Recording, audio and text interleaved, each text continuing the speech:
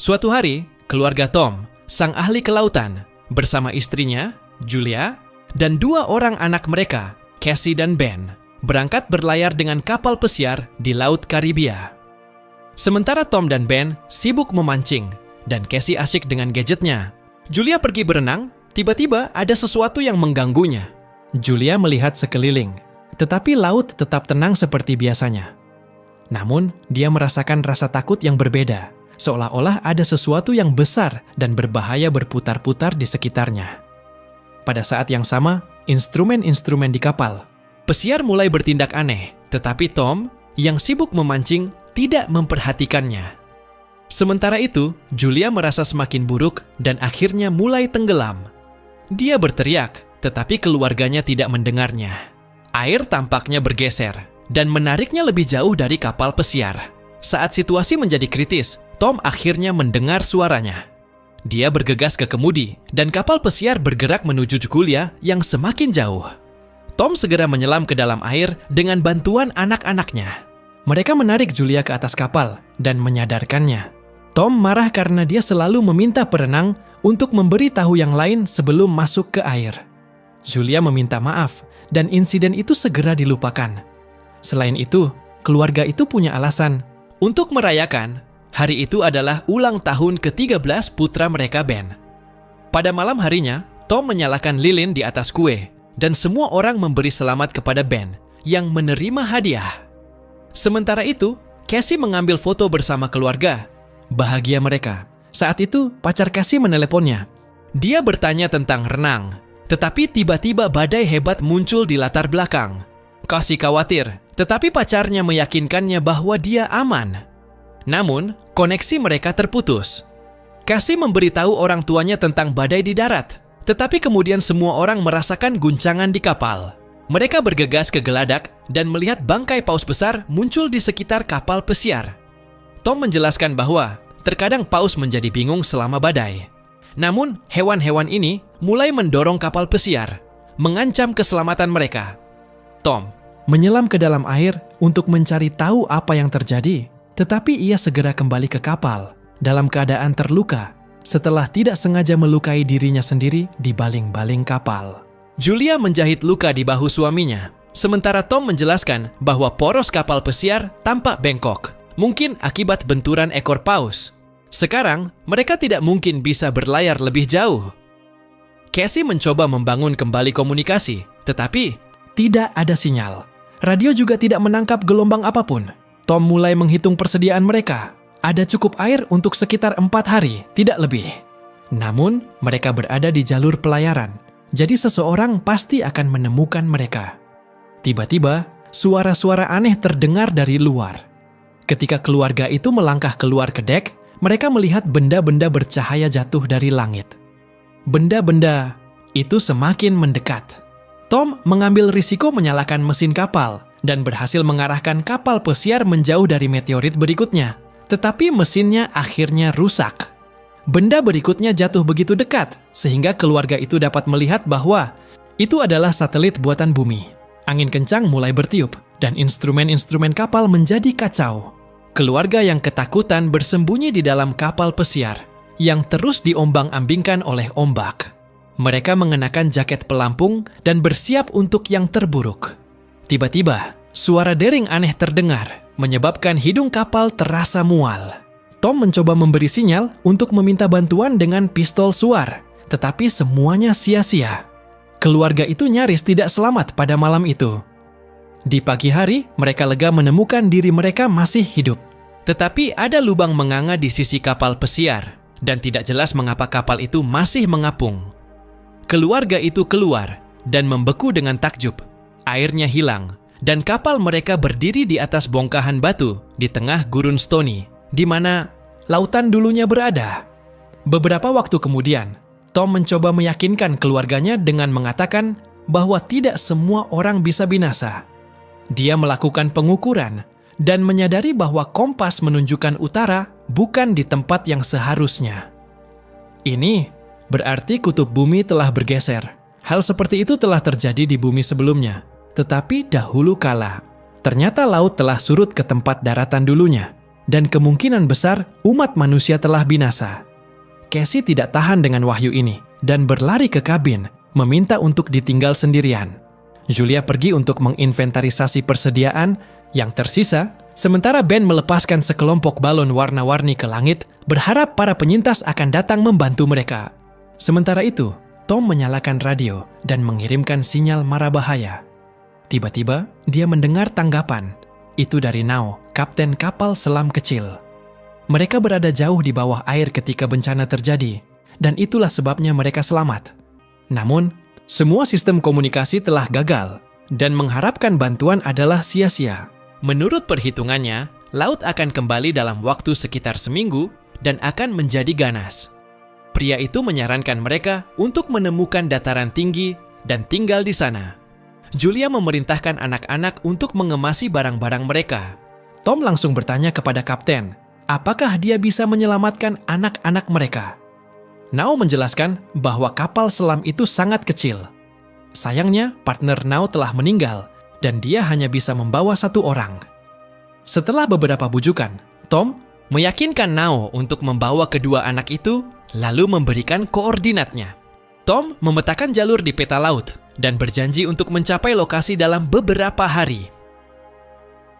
Keesokan paginya, keluarga itu hampir siap untuk memulai perjalanan mereka. Tom melangkah ke dek dan tiba-tiba melihat seorang pria dengan seekor anjing mendekat. Dia berjalan ke arahnya dan menyapanya, tetapi kemudian memperhatikan bahwa pria itu terluka. Tom menawarkan air kepada pelancong itu. Pria itu meminumnya dan kemudian tiba-tiba meninju wajah Tom yang dilihat oleh Julia. Julia bergegas ke suaminya saat pelancong itu menusukkan spek darurat ke dada Tom. Anjing itu tetap menjaga Julia di tempatnya. Meskipun membeku karena ngeri, Julia menyadari bahwa tidak ada yang bisa menyelamatkan suaminya. Dia berlari ke kapal pesiar, tetapi pria itu mengejarnya dan melukai lengannya. Namun Julia berhasil naik ke dek dan anak-anak mendengar jeritannya. Mereka segera berlari untuk membantunya dan bersama-sama mereka membarikade pintu kabin. Setelah itu, Julia menyembunyikan Casey dan Ben di dalam loker, memberikan putrinya pistol suar dan memerintahkannya untuk menembak hanya sebagai jalan terakhir. Sementara itu, pembunuh mencoba mendobrak pintu dan akhirnya berhasil masuk. Julia bersembunyi di kamar mandi belakang sambil menambal lukanya. Penyusup langsung menuju dapur dan mengambil beberapa makanan. Jelas bahwa dia sangat lapar. Sambil memegang sekaleng makanan, pria itu mulai mencari kapal pesiar. Sementara itu, Julia mempersenjatai dirinya dengan pisau dapur.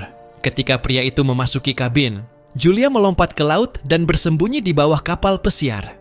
Pembunuh itu mengintip melalui lubang, tetapi tidak melihatnya. Namun, anjingnya menyerang Julia, memaksanya untuk membunuhnya.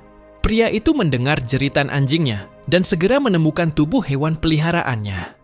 Sementara itu, Julia naik kembali ke kapal pesiar melalui pelabuhan Hull di sisi yang berlawanan. Dia jatuh langsung ke tangan pembunuh. Dia memukulinya, melemparkannya ke sofa, dan mencengkeram tenggorokannya, bermaksud untuk mencekiknya. Casey menyaksikan semua ini dan menyadari bahwa itu adalah pilihan terakhir.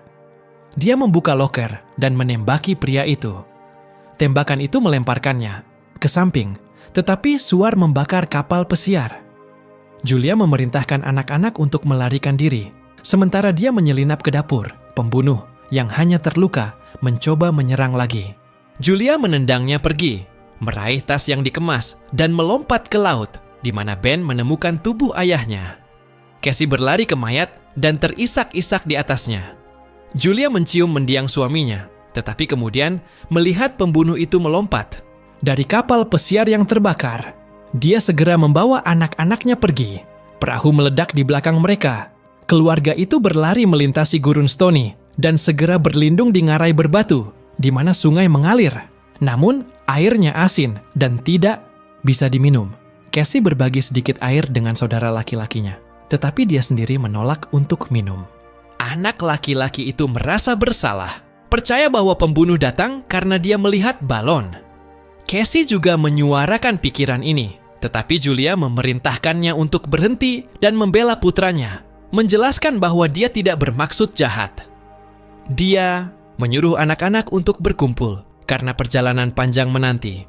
Namun tiba-tiba, dia melihat pembunuh itu lagi, masih tanpa henti mengikuti jejak mereka. Keluarga itu bergegas melanjutkan perjalanan. Malam itu, Ben menemukan bangkai hiu martil dan mencoba untuk membantainya, tetapi Julia melihat pengejar mereka dan memerintahkan anak-anak untuk lari. Mereka segera menemukan ladang tong limbah beracun yang pernah banjir. Meskipun ancaman kontaminasi, Julia mendesak anak-anak untuk maju, mengetahui bahwa pembunuh masih berada di belakang mereka. Segera, Julia memperhatikan bahwa Ben sangat dehidrasi dan memberinya tetes air terakhir. Cassie mengalami gangguan, yakin bahwa mereka tidak memiliki kesempatan untuk bertahan hidup. Namun, Julia memerintahkannya untuk terus bergerak. Akhirnya, mereka menemukan badan pesawat yang jatuh ke laut dahulu kala dan merangkak ke dalamnya untuk beristirahat. Julia memeriksa foto terakhir keluarga mereka dan menceritakan kisah pertemuan pertamanya dengan Tom yang terjadi di rumah, sakitnya. Tom dibawa ke sana dengan penyakit dekompresi setelah penyelaman yang gagal.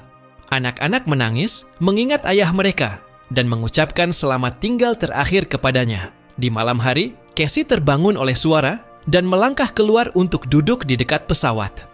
Dari kegelapan, si pembunuh mendekatinya, tidak menyadari bahwa gadis itu bertindak sebagai umpan. Saat dia bersiap untuk menangkapnya, Julia menyergapnya dan menikam pria itu dengan pisau. Saat fajar, keluarga bersiap untuk melanjutkan perjalanan mereka, hanya untuk menemukan tubuh pembunuh telah dipulung. Ini adalah tanda bahwa sesuatu yang bahkan lebih berbahaya daripada manusia mengintai di padang pasir. Mereka segera berpindah. Julia berkonsultasi dengan peta ketika Ben tiba-tiba berlari ke depan.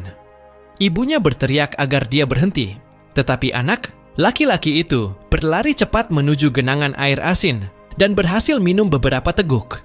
Julia menyeretnya pergi, tetapi anak laki-laki itu segera jatuh sakit. Mereka menemukan beberapa kursi plastik dan membangun tempat perlindungan darurat dari terik matahari. Tiba-tiba, Julia mendengar suara-suara aneh. Dia melangkah keluar dan melihat sesuatu yang memaksanya untuk membangunkan anak-anak.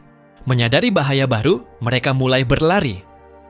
Tak lama kemudian, mereka melihat sebuah kapal besar di kejauhan, dikelilingi oleh kontainer yang jatuh. Beberapa orang berkeliaran di sekitar sana. Julia memanggil mereka, tetapi mereka melihat ribuan kepiting raksasa datang berlari. Orang-orang itu buru-buru masuk ke dalam kontainer dan mengunci pintu, mengabaikan permintaan bantuan Julia. Ketiganya naik ke kontainer, meskipun kepiting berhasil melukai kaki Julia. Dari atas, Julia, Cassie, dan Ben menyaksikan kepiting menembus celah di pintu dan membunuh semua orang di dalamnya, meskipun mereka berusaha menangkis serangan tersebut. Julia mengikat syal di kakinya dan akhirnya pingsan.